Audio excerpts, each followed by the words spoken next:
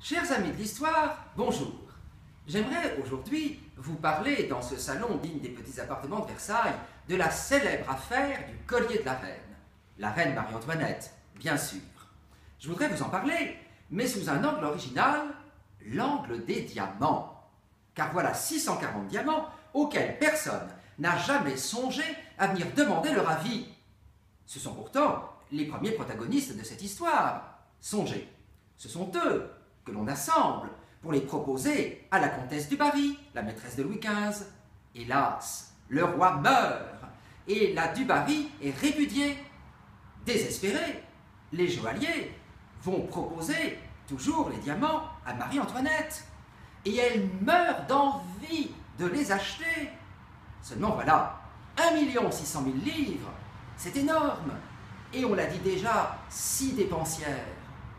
Alors elle est sérieuse et décide de préférer armer un vaisseau de guerre plutôt que d'acheter ce collier.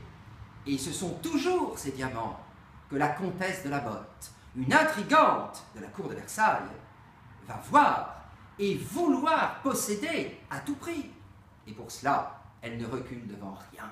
Les compromissions, le vol, le recel, le faux, l'usage de faux, les mensonges, les rendez-vous donnés nuitamment dans les bosquets du château. Elle va même jusqu'à berner le cardinal de Rohan pour le convaincre d'acquérir le collier soi-disant au nom de la reine.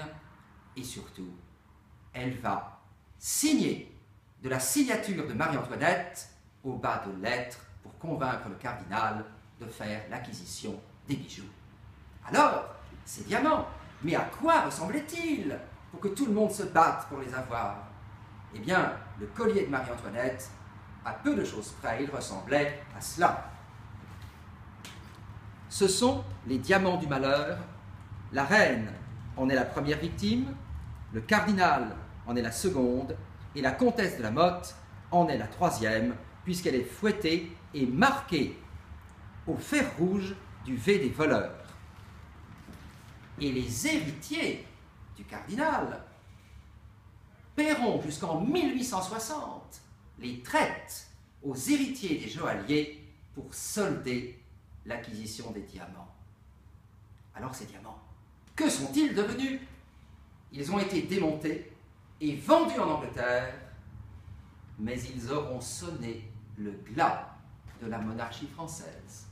À bientôt pour un nouvel épisode de l'histoire sans secret et même l'histoire sans aucun secret.